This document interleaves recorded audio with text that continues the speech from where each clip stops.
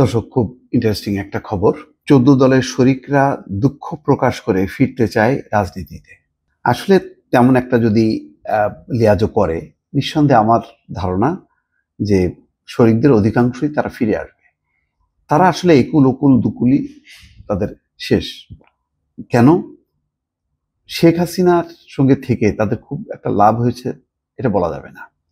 হয়তো রাশিদ খান মেনন, হাসানুল্লাহ ইনু তারা কিছুটা লাভবান হয়েছে, বাকিরা কোথায়? মুজিবুল বাসার মাইজ ভান্ডারি নমিনেশনই পায় না। তারপরে শরিকরা কয়টা নমিনেশন পাইছে? পায়নি। আর তাদের জেতার মতন ক্যাপাসিটিও নাই।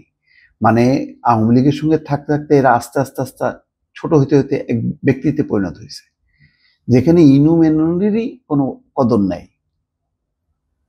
মানে সেখানে তো ইনু এমপিও হইতে পারে নাই, তাকে এমপি পদটাও দেয়নি।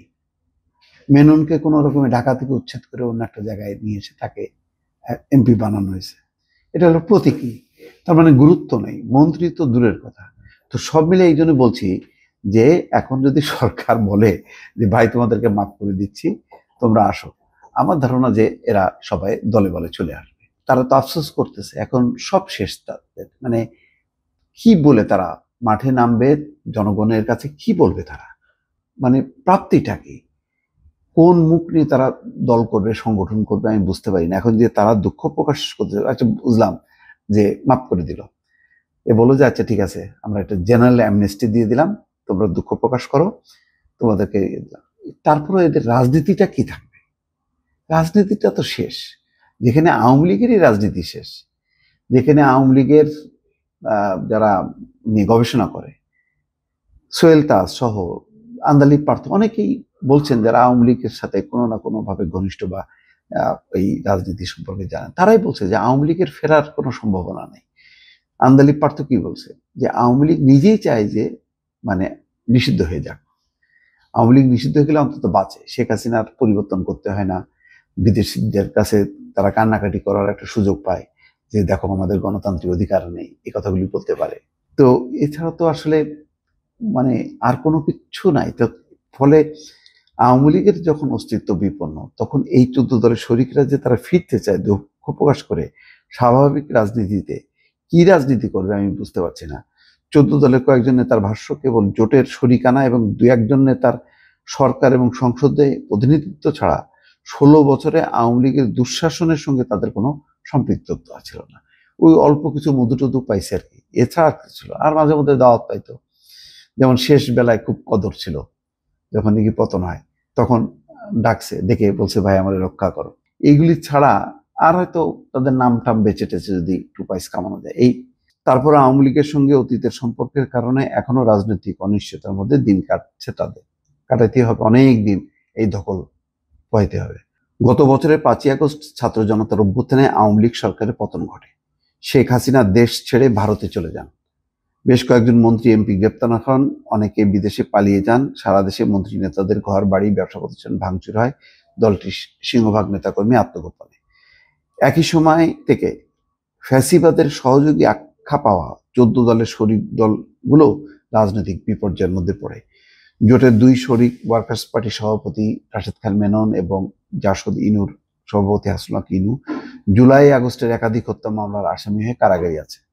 এরই মধ্যে গণঅভ্যুত্থানে শরিক সিংহভাগ রাজনৈতিক দল ও ছাত্র জনতার ভেতর থেকে আওয়ামী লীগের পাশাপাশি 14 দলকেও নিষিদ্ধ করার দাবি উঠছে। এটিও জোটের শরিক দলগুলোর মধ্যে একটা অনিশ্চয়তা তৈরি করছে। 14 দলের জ্যেষ্ঠ নেতাদের কয়েকজন বলছেন যে প্রতিকূল পরিস্থিতির মধ্যেও 14 দলের কয়েকটি শরিক দলের রাজনৈতিক কার্যক্রম কিছুটা চলমান। ওয়ার্কার্স পার্টি ও জাসদ ঘরোয়া বৈঠক, আলোচনা এবং বক্তৃতা বিবৃতির মাধ্যমে সক্রিয় রয়েছে। দুভাগে বিভক্ত গণতান্ত্রিক পার্টির মধ্যে আরশ আলীর নেতৃত্বে অংশটি জাতীয় দিবসগুলোর কর্মসূচিতে দলীয় ব্যানার ও নেতাকর্মী সহ অংশ নিয়েছে। আর এক শরিক তরিকত ফেডারেশন সময় সময় বিবৃতি দিয়ে নিজেদের অস্তিত্ব জানান দিয়েছে। বাসদ রেজাউর ঘরোয়া বৈঠক করে শিগগিরই দলের জেলা উপজেলা সম্মেলনের প্রস্তুতি নিচ্ছে। বাসদ রেজাউর তাদের কোথায় জেলায়, মানে কোন উপজেলায় কমিটি আছে আল্লাহ মাহবুদ। বাকি 7টি শরিক জাতীয় পার্টি, জেপি, ন্যাপ, সাম্যবাদী দল, কমিউনিস্ট কেন্দ্র, গণ আজাদি লীগ, গণতান্ত্রিক মজদুর পার্টি এবং গণতান্ত্রিক পার্টি শাহাদাত এখনো পর্যন্ত প্রকাশ্য অপ্রকাশ্য কোনো তৎপরতা দেখাতে পারছে না। তবে শরিক দলগুলো নিজেদের মধ্যে টেলিফোনে যোগাযোগ অব্যাহত রেখে রাজনীতিতে ফেরার কৌশল ঠিক করছেন। তারা হয়তো, আমার যেটা ধারণা, যে এদের মধ্যে কেউ কেউ চেষ্টা করছে যে মানে সরকারের সাথে যোগাযোগ করে যদি তারা একটা সাধারণ ক্ষমা পায় তাহলে হয়তো তারা আবার রাজনীতিতে আসবে। গণতান্ত্রিক পার্টির ভারপ্রাপ্ত সভাপতি অধ্যাপক শহীদুল্লাহ শিকদার বলছেন, মুক্তিযুদ্ধের আকাঙ্ক্ষার বাংলাদেশ বিনির্মাণের লক্ষ্য নেই। আমরা একটা বড় দল হিসেবে আওয়ামী লীগের সঙ্গে 14 দলীয় জোটে সম্পৃক্ত ছিলাম, কিন্তু পরবর্তী সময়ে আওয়ামী লীগ এবং তার সরকার গণতন্ত্র হরণ, নির্বাচন ব্যবস্থা ধ্বংস এবং দুর্নীতি, লুটপাট এবং দুঃশাসনের সঙ্গে নিজেদের জড়ায়নি। ফলে এসবের দায়ভার আমরা নিতে চাই না। রেজাউর রশিদ খান বাসদের তিনি বলছেন, গত 16 বছরে আওয়ামী লীগ যেসব অপকর্ম করেছে তার দায়ভার সম্পূর্ণ তাদেরই, কোনো অবস্থায় 14 দলের নাই। তারপরেও এই যে আওয়ামী লীগের সঙ্গে একই জোটে ছিলাম, সেজন্য আমাদের দল দেশের জনগণের কাছে দুঃখ প্রকাশ করে রাজনীতির স্বাভাবিক কর্মকাণ্ডে সক্রিয় হতে চায়। তো এইটাই যে একবারও যদি তারা শেষ মুহূর্তেও যদি কেউ রিভল্ট করতো, যেমন দেখেন ওই যে বাংলাদেশ জাসদ, শরীফ নুরুল আম্বিয়া, তারপর নাজমুল হক প্রধান, তারা কিন্তু ওই দ্বাদশ নির্বাচনের আগেই, অর্থাৎ 2018 নির্বাচন পরপর কিন্তু তারা সরে আসছে।